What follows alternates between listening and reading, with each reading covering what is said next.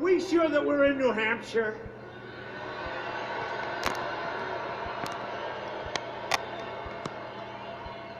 You know, you have a reputation.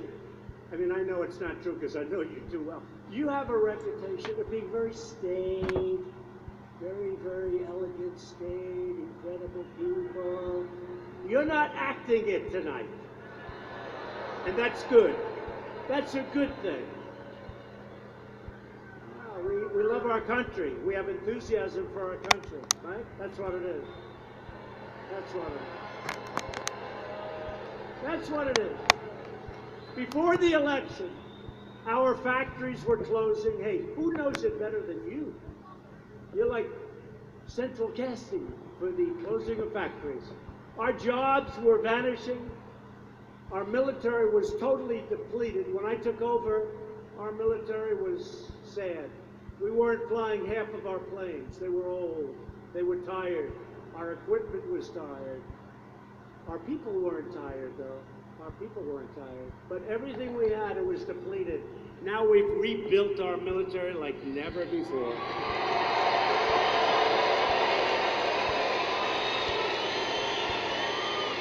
And all made in the USA, just so you know.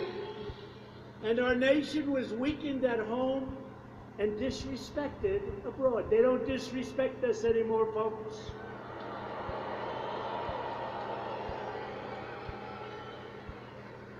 I got NATO to pay an extra $100 billion they weren't paying. They were delinquent.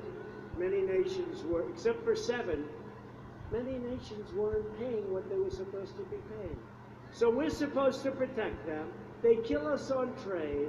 They have all sorts of barriers and everything else. The taxes are really unfair.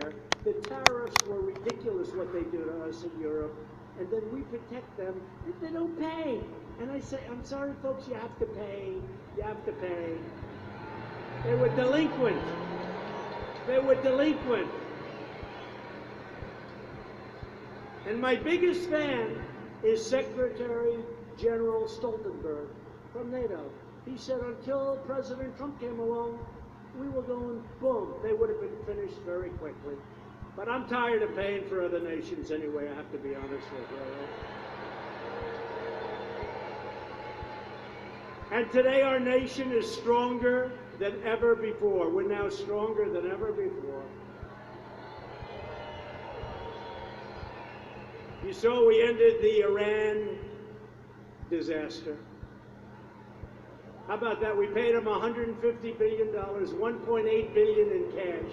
Cash, cash, cash. We got nothing. And they also want to make a deal. China wants to make a deal. And I will tell you, Iran wants to make a deal because the sanctions are not good for them. They are not happy. So we'll see how it all turns out, but it's in good hands. It's in good hands. The United States right now has the hottest economy anywhere in the world. We're rebuilding that awesome might that we were just talking about, our United States Armed Forces. America is working again, America is winning again, and America is respected again, respected like never before.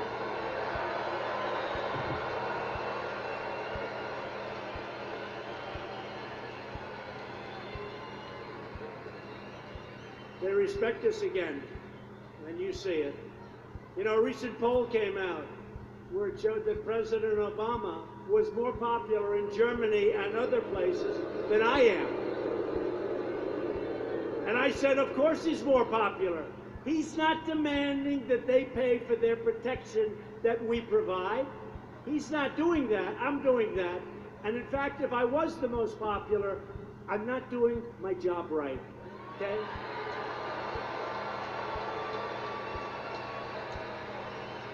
So true. We've created over 6 million new jobs since the election. If I would have said that during the campaign, those people back there would have been headlines, headlines.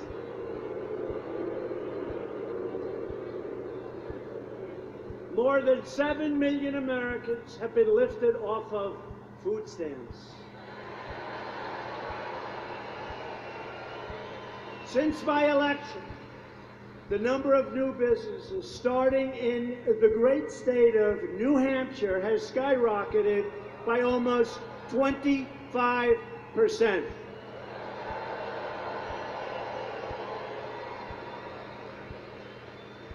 And you can't really go by my election.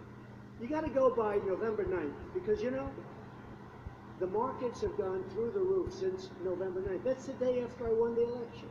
So I won the election. The markets went up thousands of points. Things started happening. You started doing things that you would have never, even though I didn't get sworn in until January 20th. But they refused to do that. And let me tell you, if for some reason I wouldn't have won the election, these markets would have crashed. And that'll happen even more so in 2020. See, the bottom line is, I know you like me, and this room is a love fest, I know that, but you have no choice but to vote for me because your 401ks, down the tubes, everything's going to be down the tubes. So whether you love me or hate me, you got to vote for me.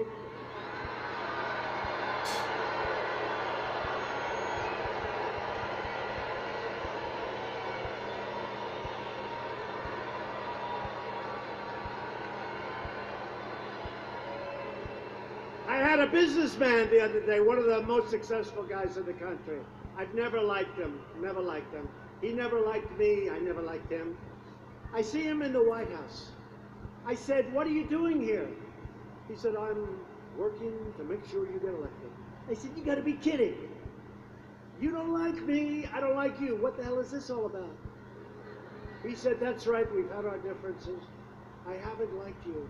But to be honest with you, Mr. President, I have no choice." I said, "You're right. You're right." First thing I've ever heard him say that I agreed with. He's got no choice. He got no choice. Unemployment in New Hampshire has reached the lowest rate in actually 31 years, but within a very short period of time, it will be the lowest rate in the history of our country.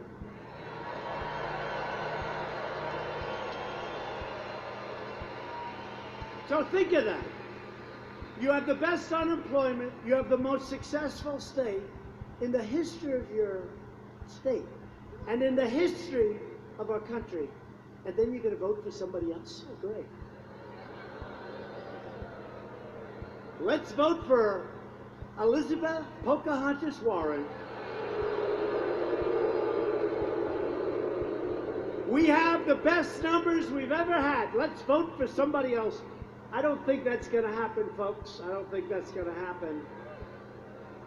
Only with fixed polls does that happen. Unemployment for African Americans, you've heard me say this many times, I'm very proud of it.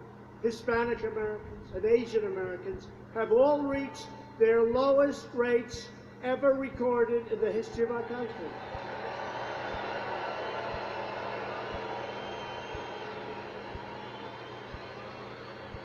Wages are rising quickly. Remember when I used to say people have been working 2 and 3 jobs, making less money than they made 21 years ago? I used to say it all the time. Now I can say for the first time in 20 years, wages are rising, and you know who's the biggest beneficiary? Blue-collar workers.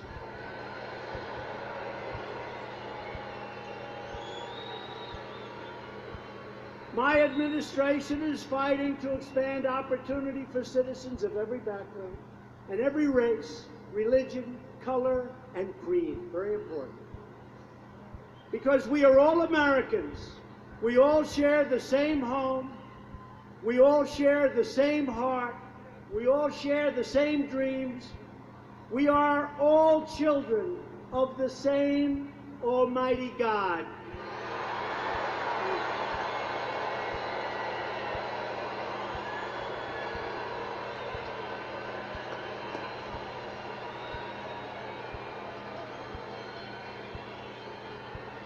But at the very moment when our country should be coming together to enjoy these wonderful blessings, the radical Democrats are trying to tear America apart. They vilify anyone who doesn't share their extreme views. They slander our law enforcement heroes. You see what they're doing with our police that we love. You see what they're doing. Has anyone ever seen anything like the water being thrown on New York's finest? Have you ever seen it?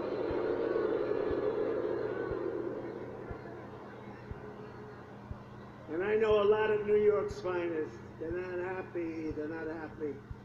And they are great people. These are great, great, proud people. For that to be allowed to happen is a disgrace. They view everybody as fascist and Nazis. They use the term Nazi.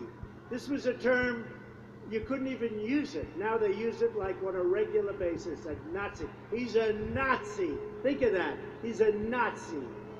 You couldn't use it. Now they use it. They accuse our heroic border agents of running concentration camps. And they do an incredible job. And the Democrats don't want to fix the loopholes or asylum. They do an incredible job, our border agents. And they look down upon the hardworking citizens who truly make our country run. But while the Democrats rage and resist,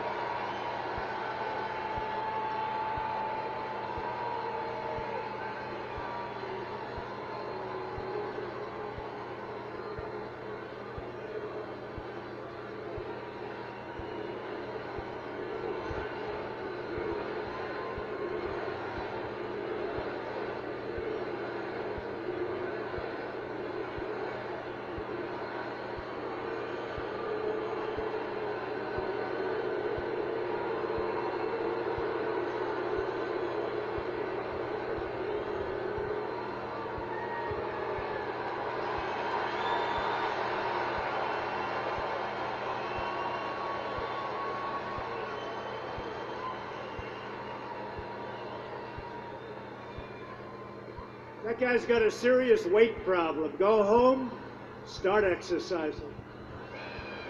Get him out of here, please.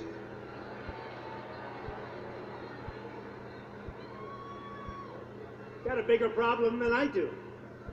Got a bigger problem than all of us. Now he goes home and his mom says, "What the hell have you just done?" We are continuing our incredible movement, the greatest political movement in the history of our country. There's never been a movement like this, never. Our movement is built on love, and it is. And we love our family, we love our faith, we love our flag, and we love our freedom, and that's what it's about.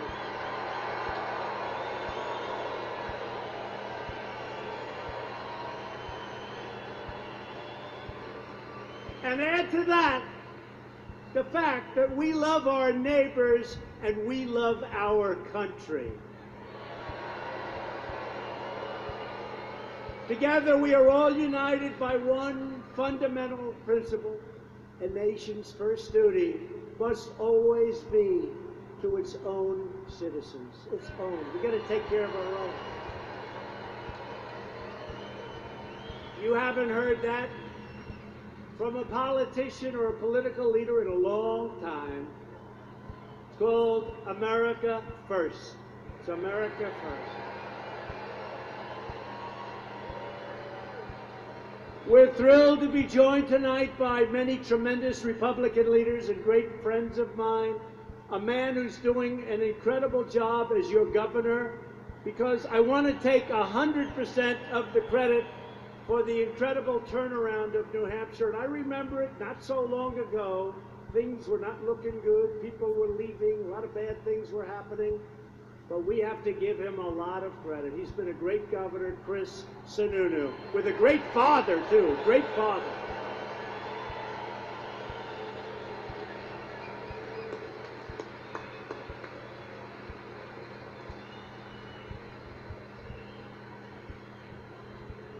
With a great father. His father was tough. Chris, your father was so tough.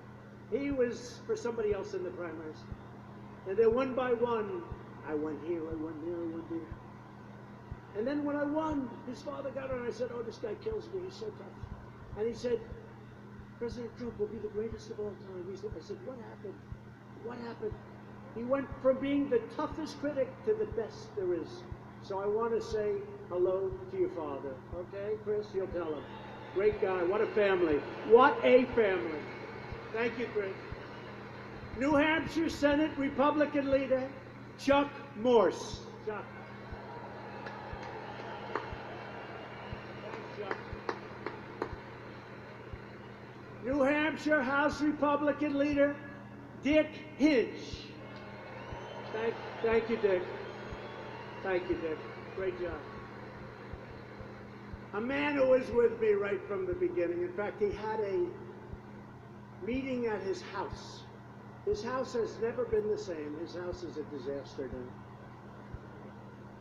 In fact, somebody said he just sold it. But you know what? Because of the Trump economy, I'll bet he sold it for a big, big, fat, beautiful profit. Where is Steve? Steve Stepanak and his wife, who's incredible. Did you make a lot of money on the house? And we destroyed the house. This was the beginning. He held some kind of a meeting for me, and he has a nice house. But literally hundreds and hundreds and hundreds of people showed up, and they destroyed his house. It's never been the same. No wonder you sold it. They finally gave up. And that was 4 years ago. Anyway, thank you very much, both, for being here. Appreciate it. What great people. Thank you, Steve. Great job. And I hope the buyer of his house didn't hear that little... Steve, I hope the buyer didn't hear what I just said about you. He'll cancel. That's all right. You'll sell it for more to somebody else. Republican Party Chair, Ronna McDaniel.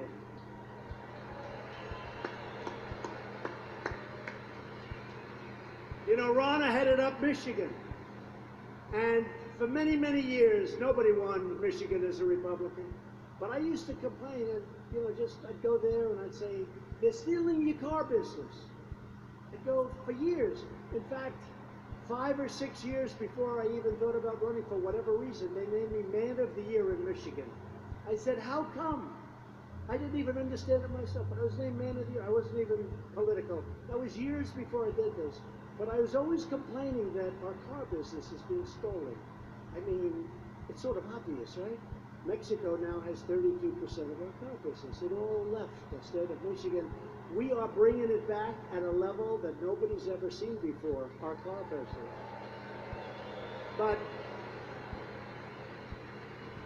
But I went to Michigan, and my opponent was told that the Republicans, no way you can win Michigan or Wisconsin, that you just can't. And we had a campaign manager named Ronna McDaniel. And Ronna wouldn't stop. Sir, can you be here next week? I say, I don't know. Then I leave, and she said, sir, can you come back in 3 days? I said, I don't know. Then I do it, and she said, how about another time? And then on election night, she said, sir, it was 6 o'clock the day before the election. In other words, just a short while before the election, she calls me, sir, can you be here tonight? I said, tonight? And by the way, you know where I was? I was in New Hampshire. That's right.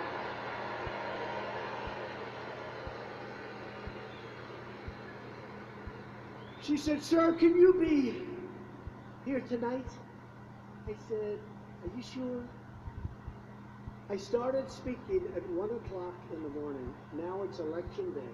We had 32,000 people show up. It was like this. The crowd was just, they want to see things happen in our country. They love our country. It went crazy. And I left, and I said, I don't know why we're going to lose Michigan. Why would we lose Michigan? Look at this. And the opponent went there with Barack Obama and Michelle Obama. And she went there much earlier, prime time. 1 o'clock, 2 o'clock in the morning is not exactly prime time. So we had 32,000, and they had a tiny little crowd. And I looked at my people, and I said, I know we're not supposed to win the great state of Michigan, but I think we're going to win Michigan, and we won Michigan, and we won Wisconsin. We won Wisconsin. Wisconsin was a great victory, and we won Pennsylvania, and we won North Carolina, and South Carolina, and we won Florida, and I hate to tell you, we should have won New Hampshire. That was taken away. New Hampshire was taken away. It was taken away from us, but we should have. We did great in New Hampshire. We should have won New Hampshire, but that's okay.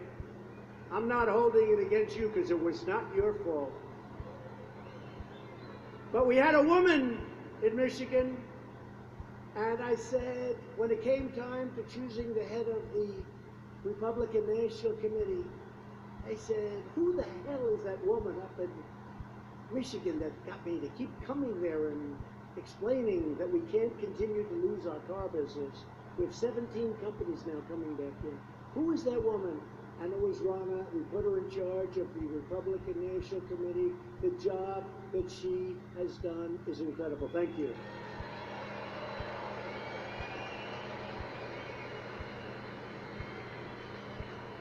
And the same with another man, our campaign manager. He started off as a computer genius. And remember when they used to say that the Hillary Clinton campaign is highly sophisticated? Highly sophisticated.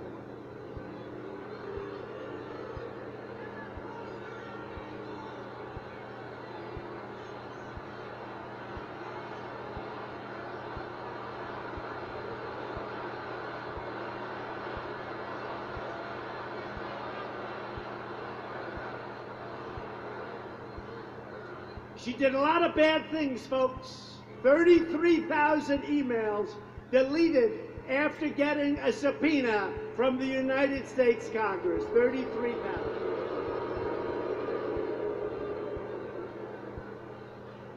Remember, she said it was about her daughter's wedding and yoga classes. 33,000, yes.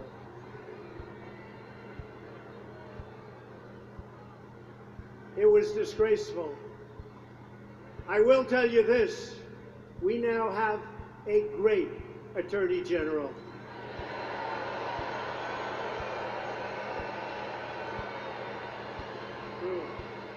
A fair guy, a great gentleman.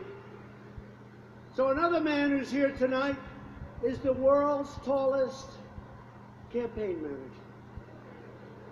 He is an unbelievable talent. But they were saying about our opponent, I'm not going to mention the name again because we'll never get it finished here. So I'll just say my opponent, is that better?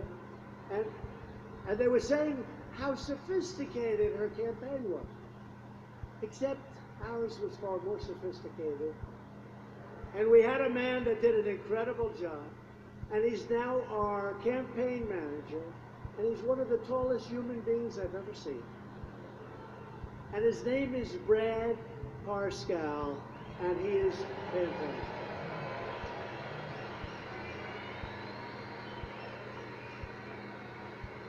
It's nice when you don't have to look for anybody. You just look over and you see a guy who's twice as tall as everyone. Great job, Brad. Thank you. How are we doing, Brad? Doing good. Got great poll numbers. We got great poll numbers in a lot of states. Ohio, Iowa.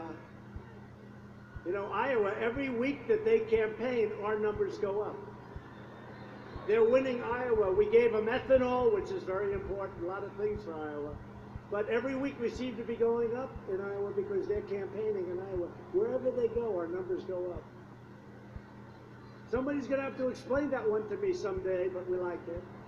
A man who's a friend of mine, who was the greatest mayor in the history of New York City.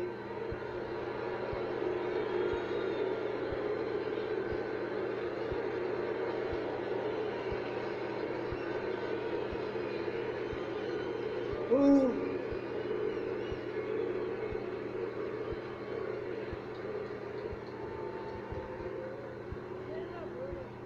stand up, Rudy, Rudy Giuliani.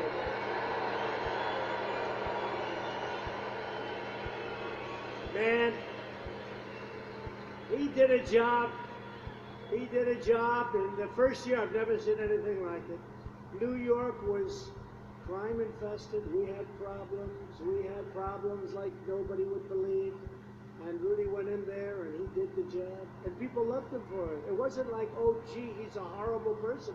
People loved Rudy Giuliani. He was a great, great mayor. So thank you, Rudy, for being here.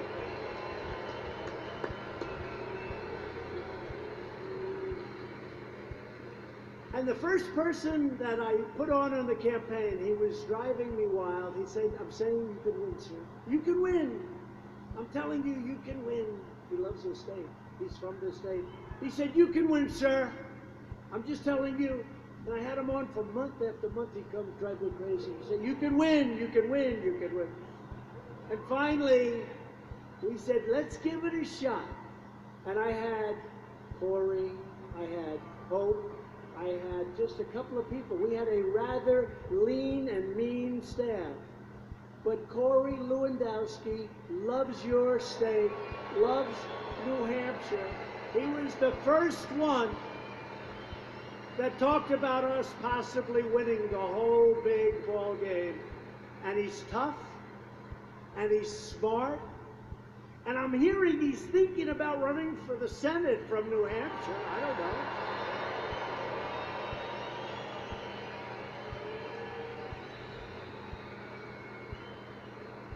I think it'd be tough to beat. I'll tell you one thing, he'll go into Washington and he's going to have you in mind. He's going to do a job if he does do it, so we'll see what happens. He hasn't made up his mind yet, but he would be fantastic, and I guess it's something you go back and you talk to your family, you talk to your wife, and you make a decision. They're all saying, are you going to support him? I said, I don't know if he's running. So Corey, let us know, please. You don't mind? Let us know. Our shared Republican agenda is pro-worker, pro-jobs, pro-family, pro-growth, and 100% pro-American. For decades and decades, the permanent politicians in Washington pursued the very opposite. They sold out our workers. You see it, you know it better than any place. When I talk about the horrors of NAFTA, the horrors of trade deals, I mean, I'm sorry to tell you this, I usually refer to New Hampshire.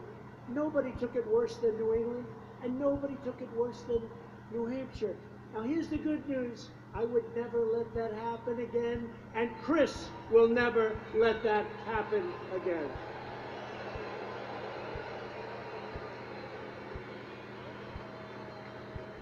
Is there a doctor, please? Doctor in the house? Thank you. Doctor in the house. Please, doctor. Please. Thank you very much. Take your time. Yeah, take your time.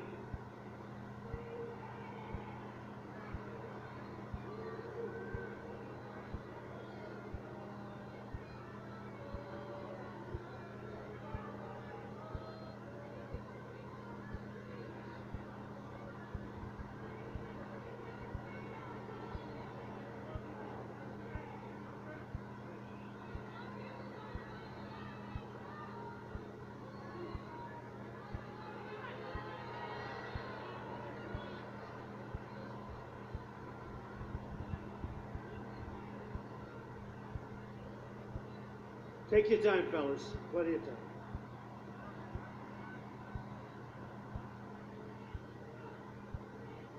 You know, people got here 2.5 days ago.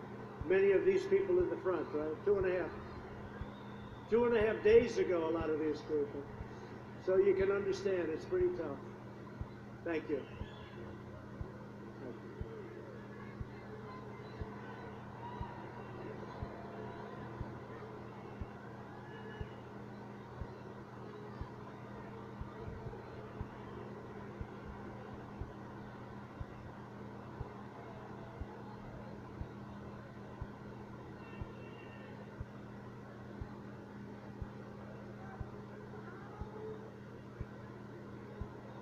It's okay.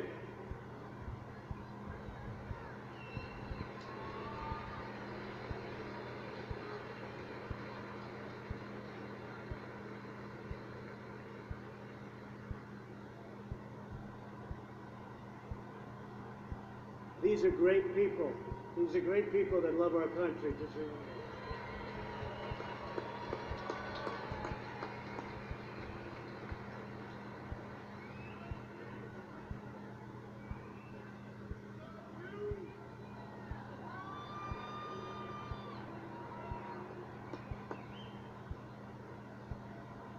Thank you very much. Thank you. Thank you very much. Pretty good. Pretty good. So our politicians shipped away our jobs, shed our sovereignty, surrendered our dignity, and saddled our nation in one foreign debacle after another. And we're still here. Need you say. We're still here. You better believe it. And we're here stronger than ever before we're here. But all of that ended the day that I took the oath of office. The American people are in charge of their country again.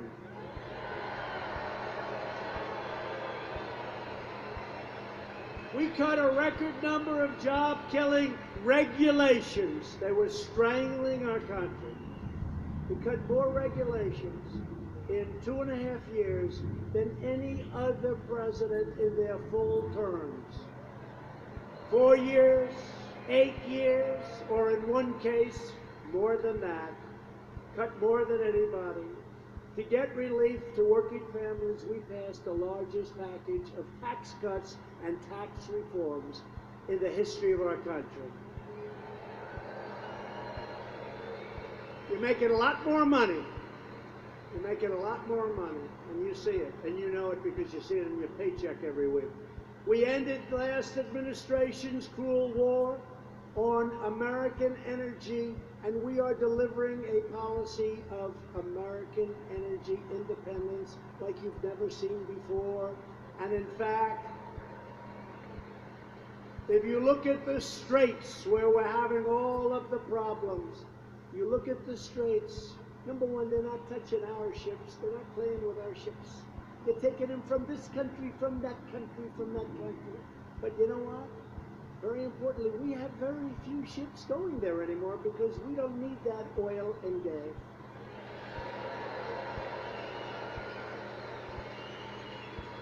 And the United States is now the #1 producer of oil and natural gas anywhere in the world.